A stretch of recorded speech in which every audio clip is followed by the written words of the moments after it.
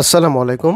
আজকে আপনাদের দেখাবো ওয়ার্ডপ্রেসের একটি প্রবলেম কিভাবে সলভ করা যায়। সেটা হচ্ছে অ্যাডমিন ইমেল। আমরা এই ওয়ার্ডপ্রেসের অ্যাডমিন ইমেলকে চেঞ্জ করতে পারি, বাট চেঞ্জ করার জন্য আমরা অনেক সময় প্লাগইন ব্যবহার করি, তারপরে কনফার্মেশন দিতে হয়, অনেক ঝামেলা, এটা সেটা অনেক কিছু ব্যবহার করতে হয়। তারপর আমরা ওয়ার্ডপ্রেসের অ্যাডমিন ইমেলটাকে চেঞ্জ করতে পারি। বাট এই অ্যাডমিন ইমেলটাকে আমি কিভাবে অতি সহজে দ্রুত চেঞ্জ করতে পারি কোনো প্লাগইন ছাড়া এবং উইদাউট কনফার্মেশন। তো সেটা কিভাবে করব সেটাই আমি আজকে এই ভিডিওতে দেখাবো। চলুন সেজন্য যাওয়া যাক কম্পিউটারে। তো কম্পিউটারে আমরা আমাদের ওয়েবসাইটটিকে প্রথমে লগ ইন করব। তো লগ ইন করি, লগ ইন করলাম। দেখুন একটু যদি আমরা এখানে এই ড্যাশবোর্ড থেকে আমরা একটু স্ক্রল ডাউন করে নিচের দিকে যাব। এই ড্যাশবোর্ড থেকে আমরা স্ক্রল ডাউন করে নিচের দিকে যাব। নিচের দিকে সেটিংস থেকে আমরা দেখুন রাইট সাইডে জেনারেল নামে একটি অপশন আসবে। এই যে দেখুন রাইট সাইডে উপরে জেনারেল নামে এইটা, এই জেনারেল আমরা ক্লিক করে দেব। তো ক্লিক করি। এখন একটু স্ক্রল ডাউন করে নিচের দিকে আসব এবং এখানে দেখব অ্যাডমিনিস্ট্রেটর ইমেল অ্যাড্রেস। এই দেখুন এটা, এই ইমেল অ্যাড্রেসটাকে আমরা চেঞ্জ করব।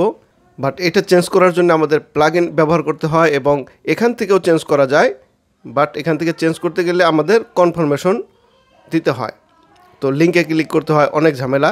তো এত কিছু না করে আমি অতি সহজে কিভাবে এটাকে চেঞ্জ করা যায় কোনো কনফার্মেশন এবং উইদাউট প্লাগইন কিভাবে এটা চেঞ্জ করা যায় সেটা এখন আপনাদের দেখাবো। ভিডিওটা মন দিয়ে ভালো করে দেখবেন, দেখলে বুঝতে পারবেন। তো সেজন্য আমরা কি করব, আমরা এটা চেঞ্জ করার জন্য আমরা সিম্পল উপরে যাব এবং এই যে দেখুন ইউআরএলটা আছে, এই ইউআরএলটাকে আমরা কপি করব। জাস্ট কপি করব এবং নতুন একটি ট্যাব ওপেন করব। নতুন একটি ট্যাব ওপেন করে এখানে আমরা কপিটাকে পেস্ট করে দেব। Just paste. এবং এইখানে একটু লক্ষ্য করুন, এই যেটা আমরা কপি করেছি এখান থেকে জেনারেল এবং হাইফেন এই দুইটা জিনিস আমরা এখান থেকে ডিলিট করে দেব। জেনারেল এবং হাইফেন, জেনারেলের পূর্বে যে হাইফেনটা আছে এটাকে আমরা ডিলিট করে দেব জেনারেল সহ। ডিলিট করার পরে আমাদের অ্যাডমিন থাকবে, ডোমেন নেমটা থাকবে wp-admin-options.php। এটুকু আমরা এখানে এন্টার করে দেব। তো এন্টার করি। দেখুন এখন যে পেজটা আসছে এই ইন্টারফেসের মধ্যে ওয়ার্ডপ্রেসের যতগুলো সেটিংস আছে সমস্ত সেটিংসগুলো এই পেজের মধ্যে আছে।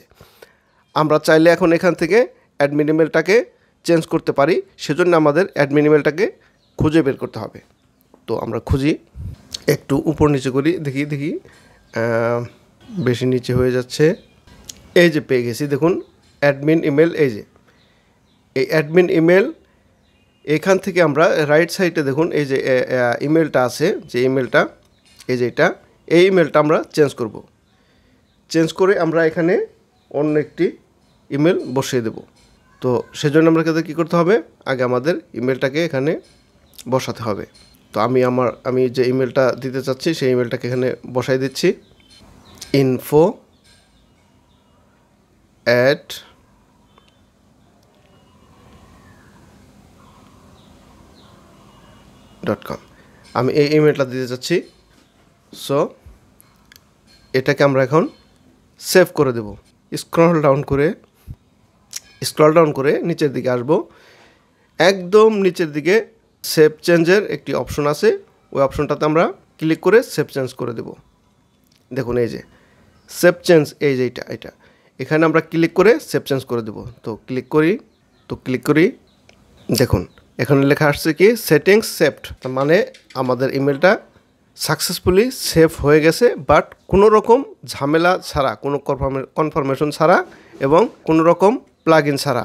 তো এখন এটাকে আমরা চেক করব, আমাদের পূর্বে যে ইমেলটা ছিল ওই ইমেলটা ওখানে যাব, গিয়ে আমরা এটাকে চেক করব প্রপারলি আমাদের ওইটা সেভ চেঞ্জ হয়ে গেছে কিনা। দেখুন এটা সেভ চেঞ্জ হয়েছে কিনা। আমরা এটাকে এখন একটু পেজটাকে রিফ্রেশ করব। তো রিফ্রেশ করি,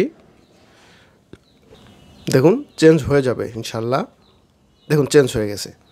রিফ্রেশ করার সাথে সাথে দেখুন যে ইমেলটা আমি ওখানে বসিয়েছি সেটা এখানে চলে এসেছে। তো এই ছিল আমাদের আজকের ভিডিওটি যদি ভালো লেগে থাকে, যদি একটু কিছু শিখে থাকেন, তো ভিডিওটিকে লাইক কমেন্ট শেয়ার করবেন এবং চ্যানেলটিকে সাবস্ক্রাইব করে বেল বাটনটিকে বাজিয়ে দিবেন, যাতে পরবর্তী নতুন কোনো ভিডিও সর্বপ্রথম আপনার কাছে চলে যায়। তো পরবর্তী ভিডিওর জন্য টিল দেন, বাই বাই।